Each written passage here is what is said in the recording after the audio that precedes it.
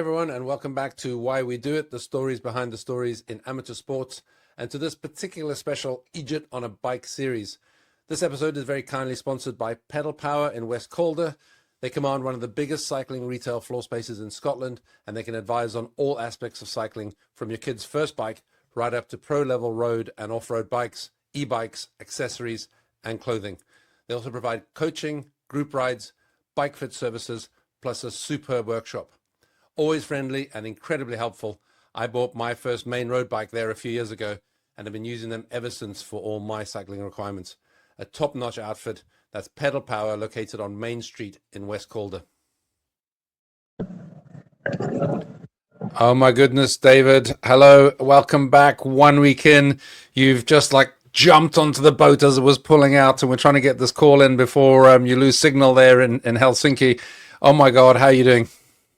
I'm knackered. I'm very tired. It's been a long 8 days. The last 2 hours today as well were very difficult. I like to have two good meals when I'm on the bike, and if I don't have the second one, I have no energy for the last couple of hours, and I had none at all. So I'm going to have a huge meal on the boat as soon as I'm finished with you.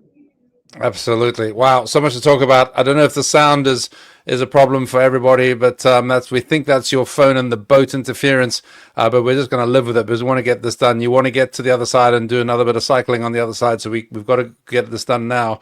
Yep. I've got a bunch of questions for you, but wow. First of all, I'm just going to say you're looking a lot better than this, which I remember this look from a few days from the last time you did this big ride. A few days into the ride, you look like this then, and it's interesting how these things do this to you after 2 or 3 days. Right. And then you get your natural beauty back, which you've clearly managed to find, and you're looking lovely now. You talk a lot of what, Jim. So it's 8 days. We spoke to you just before the start. You did the Saturday morning, really, kind of early morning, and now you've done Saturday. You're nearly done. You're going to do a bit more today. I've worked out that you've done 1,746 kilometers. That's 218 kilometers if you average per day. If you average that over the 8 days, but you're going to do a bit more today.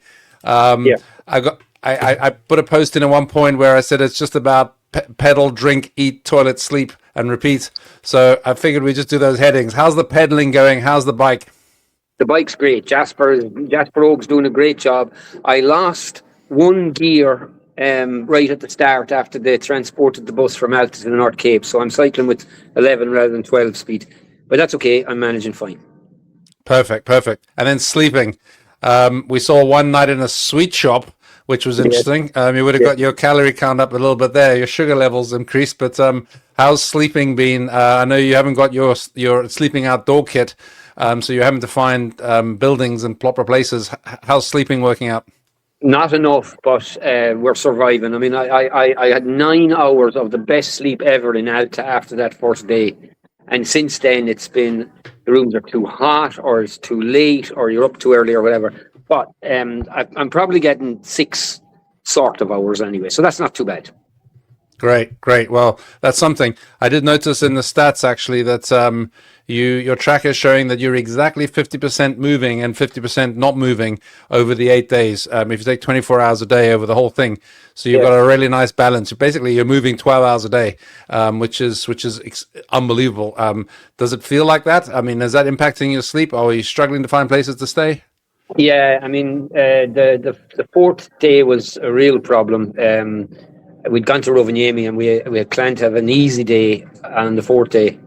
And unfortunately, when we got to where we were intending to get to, there was no place to stay. So we had a bit of a row, and there was another couple, there was 4 of us, so it was a bit of a row about what to do. And then I decided I'm cycling up a 9-kilometer gravel trail to Hotel Eejitonabike. And that's where I stayed that night. A bit warm, but at least it was a place to stay. And discovered in the morning that I didn't need to go up the gravel path. You could have gone up a different way on a nice paved road. but at least it gave me my first experience on cycling on very difficult gravel, and there's more of that. Right. Okay. Excellent. Next subject is food. 6,000. Yeah, I'm still here. Can you hear me? Yeah, 6,000 calories a day. How are you getting on with the food? And by the way, while you're talking about food, what the heck is this? you put this up at lunchtime today. I hope that was tasted a lot better than it looks. Oh, yeah. It's chips with sausages in it and mustard and tomato ketchup and a pickle-based sauce, and it was absolutely delicious. Actually, now you Yeah, describe it. I've definitely eaten enough, Jim. Now that you describe it, I really fancy that myself. Actually, it sounds amazing. It doesn't look great, but it sounds amazing. Yeah, So yeah, 6,000 calories. Yeah. Are you getting that in? Yeah, I wouldn't say every day, but most days I am. That day that I had the burger and kebab pizza, that was definitely a 6,000 or a 5,000 calorie day anyway. The days I don't get it in, I'm cranky and a pain in the ass. So I'm going to make sure I get it in every day. Yeah, absolutely. I'm sure. And and then hydration. You've had a couple of hiccups on hydration. Well, only one, which was yesterday, and that won't happen again. For some reason or other, we went for our lunch and forgot to fill the bottles. But other than that, it was perfect. Okay, other than that, perfect. Great. Yeah.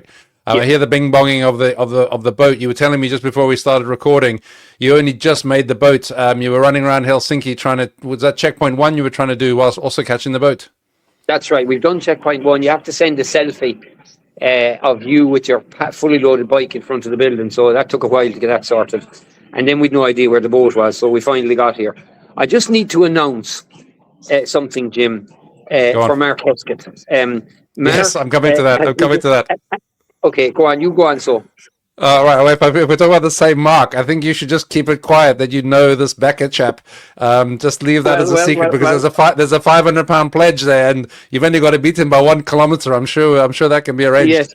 Okay, then. But I just want everybody to know that two of the biggest highlights of the journey so far is 1, Mark's commentary on the race, and 2, Tom Gilhooly's "I don't know you, but that's a load of bop." I was wondering whether to ask you about creatine. If you're taking creatine or whatever you call it. Yes. Yes, yeah.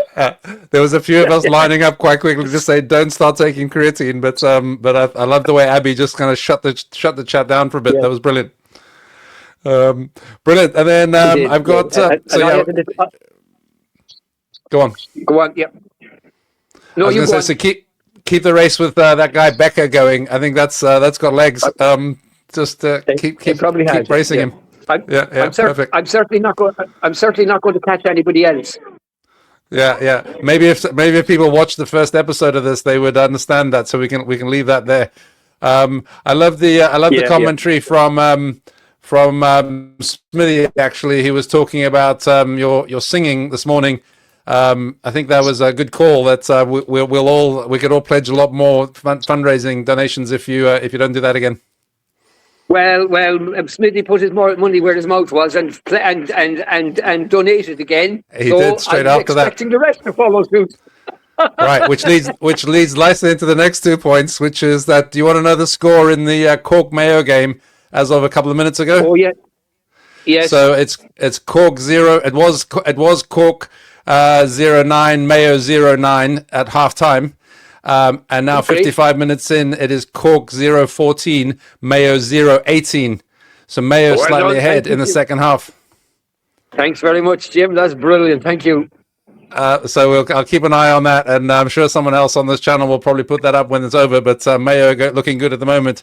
They were slightly behind before half time, but they've pulled back, and now they're in the lead.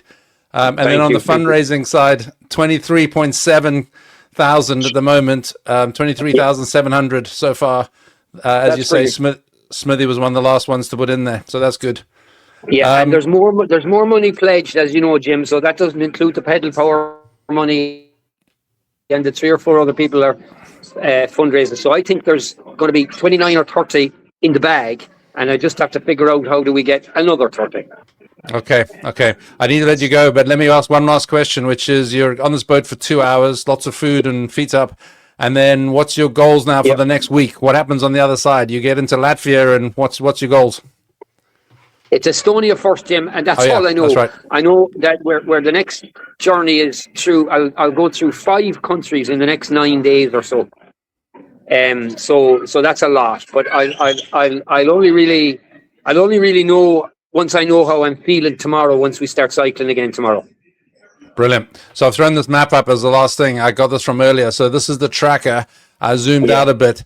What you can see on the top right there is the route all the way from North Cape down to Helsinki, where that first black blob is. That's checkpoint 1. You've just done that.